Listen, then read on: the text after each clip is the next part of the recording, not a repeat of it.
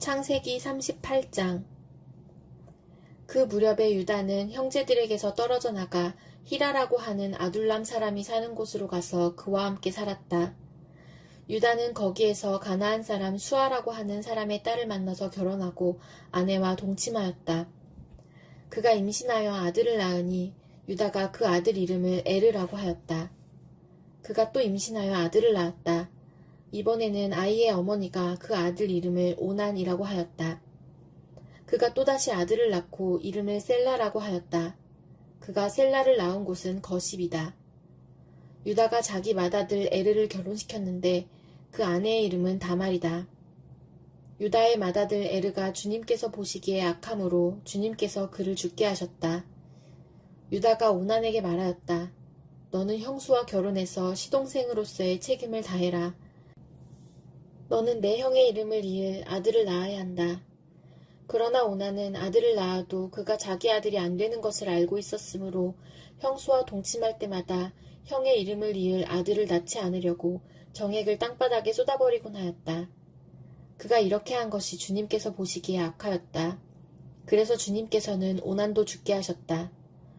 유다는 자기의 며느리 다말에게 말하였다. 나의 아들 셀라가 다 클 때까지 너는 내 친정 아버지 집으로 돌아가서 과부로 살고 있거라.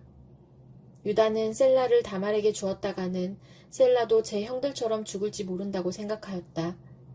그 뒤에 오랜 세월이 지나서 수아의 딸 유다의 아내가 죽었다.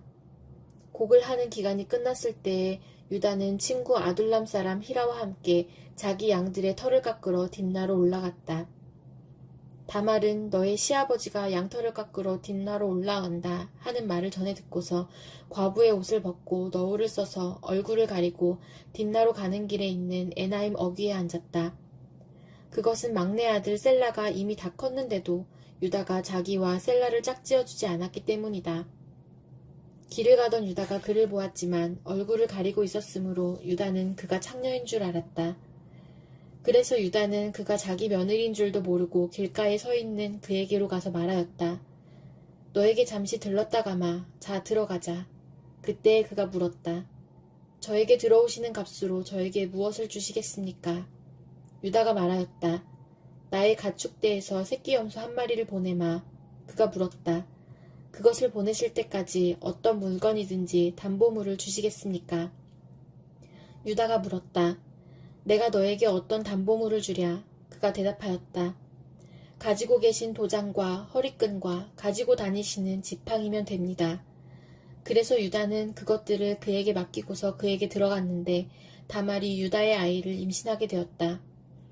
다말은 집으로 돌아와서 너울을 벗고 도로 과부의 옷을 입었다. 한편 유다는 자기 친구 아둘람 사람 편에 새끼 염소 한 마리를 보내고 그 여인에게서 담보물을 찾아오게 하였으나 그 친구가 그 여인을 찾지 못하였다.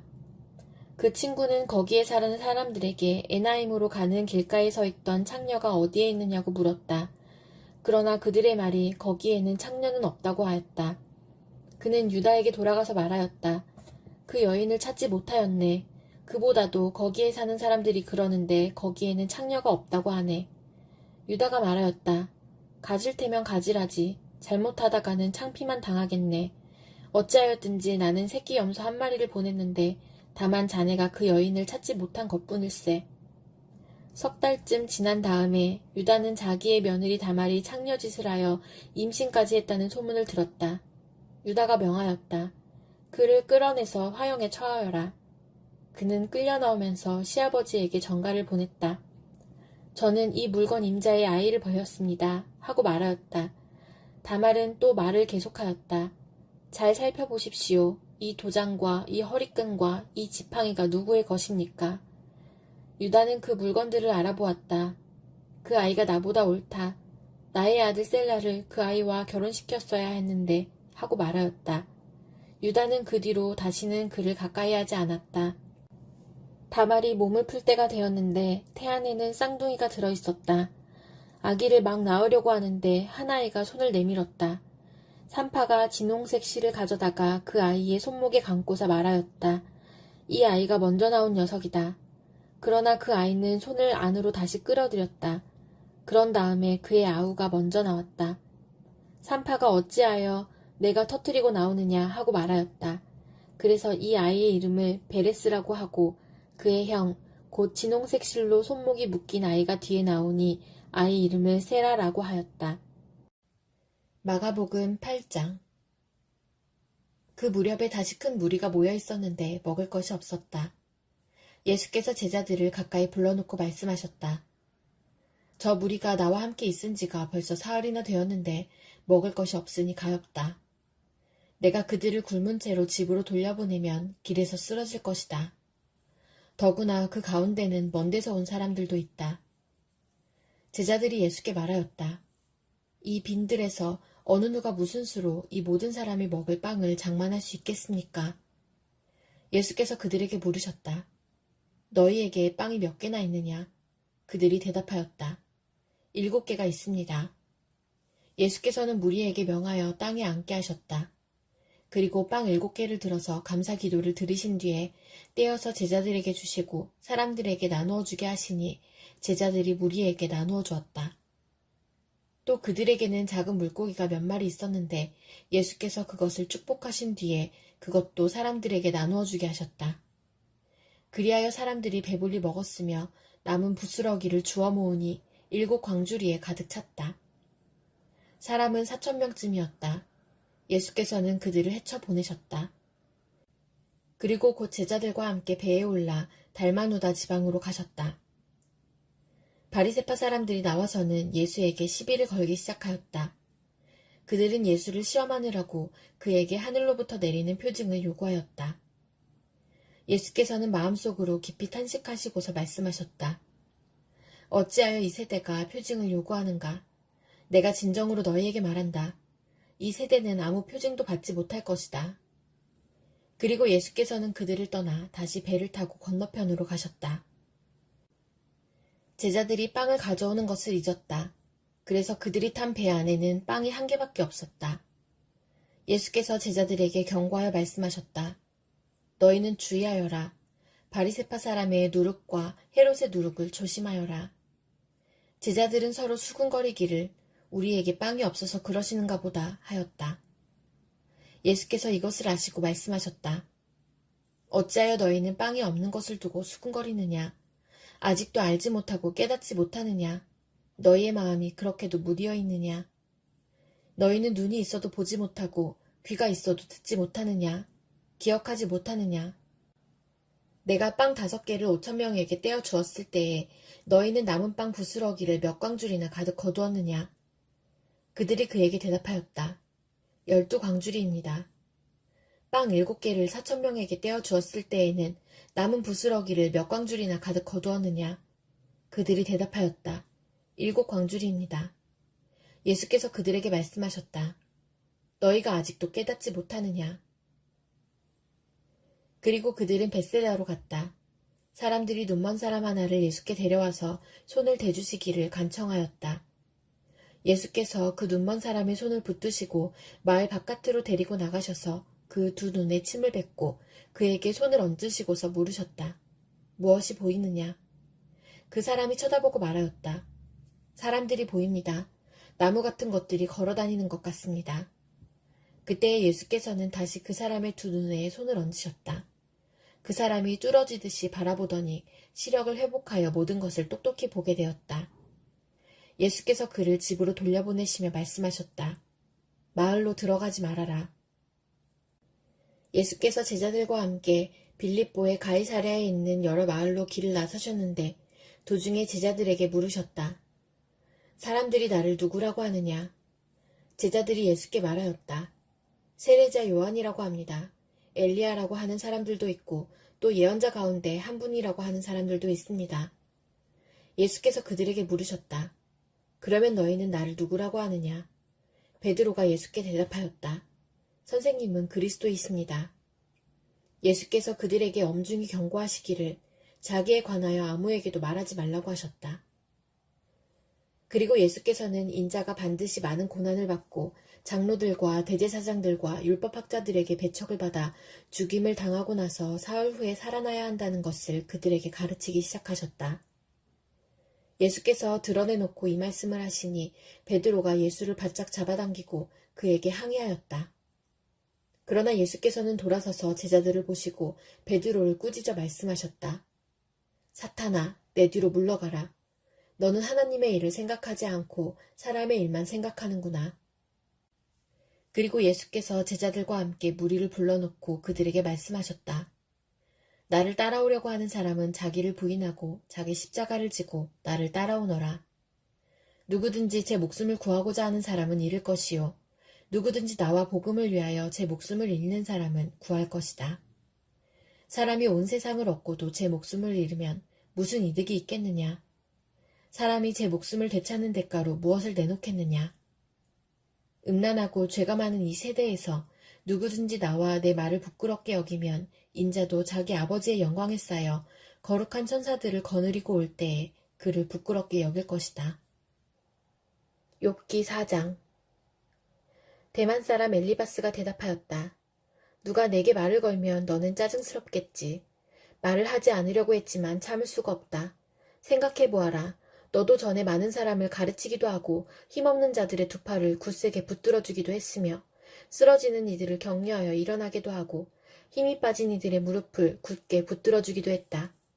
이제 이 일을 정작 내가 당하니까 너는 짜증스러워하고 이 일이 정작 내게 닥치니까 낙담하는구나. 하나님을 경외하는 것이 내 믿음이고 온전한 길을 걷는 것이 내 희망이 아니냐. 잘 생각해보아라. 죄 없는 사람이 망한 일이 있더냐. 정직한 사람이 멸망한 일이 있더냐.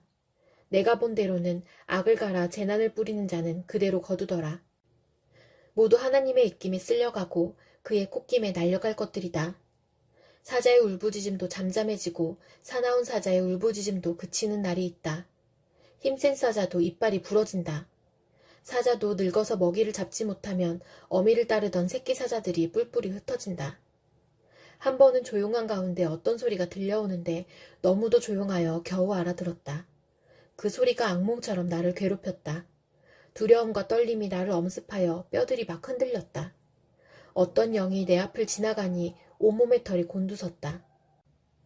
영이 멈추어 서기는 했으나 그 모습은 알아볼 수 없고 형체가 어렴풋이 눈에 들어왔는데 죽은 듯 조용한 가운데서 나는 이런 소리를 들었다. 인간이 하나님보다 의로울 수 있겠으며 사람이 창조주보다 깨끗할 수 있겠느냐. 하나님은 하늘에 있는 당신의 종들까지도 믿지 않으시고 천사들에게마저도 허물이 있다고 하시는데 하물며 흙으로 만든 몸을 입고 티끌로 털을 삼고 하루살이에게라도 눌려 죽을 사람이겠느냐. 사람은 아침에는 살아있다가도 저녁이 오기 전에 예고도 없이 죽는 것. 별 수 없이 모두들 영원히 망하고 만다. 생명줄만 끊기면 사람은 그냥 죽고 그 줄이 끊기면 지혜를 찾지 못하고 죽어간다. 로마서 8장. 그러므로 그리스도 예수 안에 있는 사람들은 정죄를 받지 않습니다. 그것은 그리스도 예수 안에서 생명을 누리게 하는 성령의 법이 당신을 죄와 죽음의 법에서 해방하여 주었기 때문입니다. 육신으로 말미암아 율법이 미약해져서 해낼 수 없었던 그 일을 하나님께서 해결하셨습니다.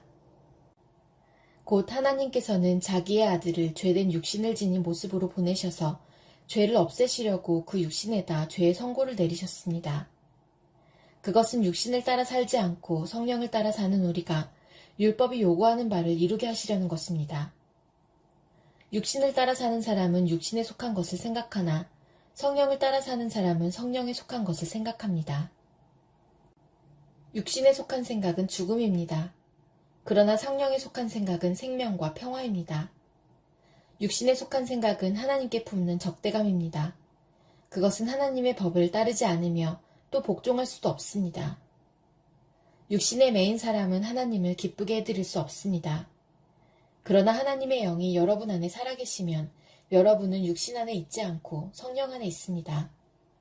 누구든지 그리스도의 영이 없으면 그리스도의 사람이 아닙니다.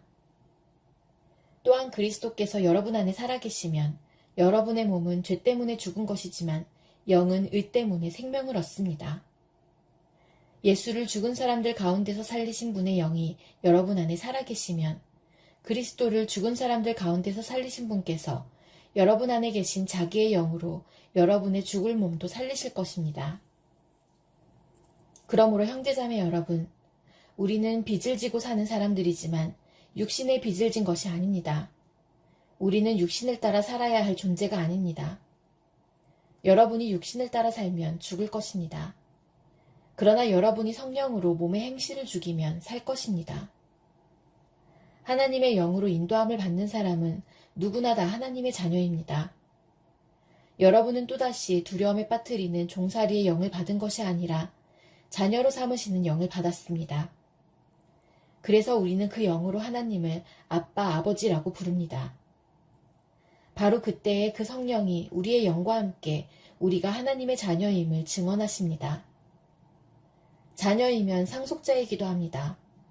우리가 그리스도와 함께 영광을 받으려고 그와 함께 고난을 받으면 우리는 하나님이 정하신 상속자요, 그리스도와 더불어 공동 상속자입니다.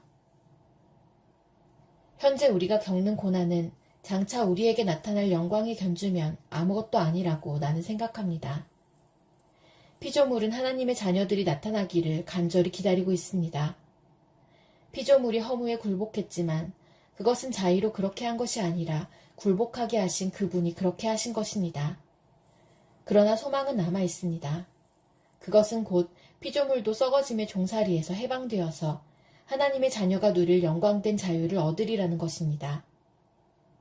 모든 피조물이 이제까지 함께 신음하며 함께 해산의 고통을 겪고 있다는 것을 우리는 압니다. 그뿐만 아니라 첫 열매로서 성령을 받은 우리도 자녀로 삼아주실 것을, 곧 우리 몸을 속량하여 주실 것을 고대하면서 속으로 신음하고 있습니다. 우리는 이 소망으로 구원을 얻었습니다. 눈에 보이는 소망은 소망이 아닙니다. 보이는 것을 누가 바라겠습니까?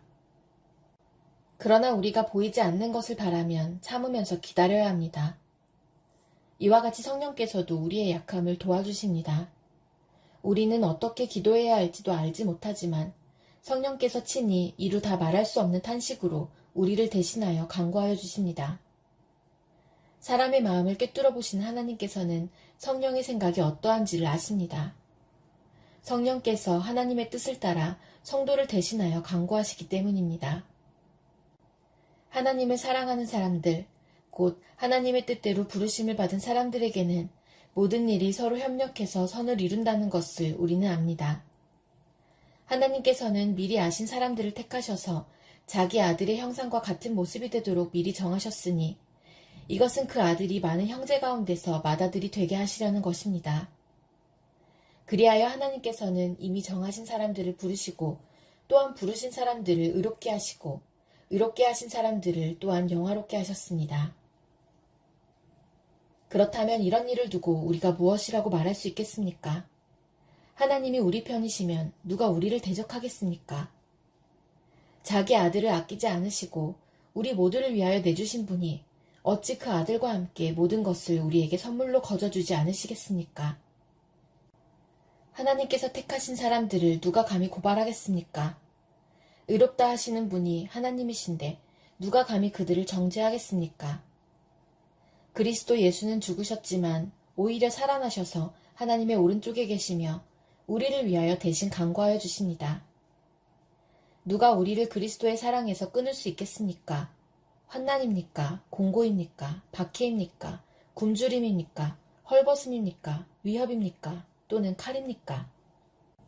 성경에 기록한 바 우리는 종일 주님을 위하여 죽임을 당합니다. 우리는 도살당할 양과 같이 여김을 받았습니다. 한 것과 같습니다. 그러나 우리는 이 모든 일에서 우리를 사랑하여 주신 그분을 힘입어서 이기고도 남습니다. 나는 확신합니다. 죽음도 삶도 천사들도 권세자들도 현재일도 장래일도 능력도 높음도 깊음도 그 밖에 어떤 피조물도 우리를 우리 주 예수 그리스도 안에 있는 하나님의 사랑에서 끊을 수 없습니다.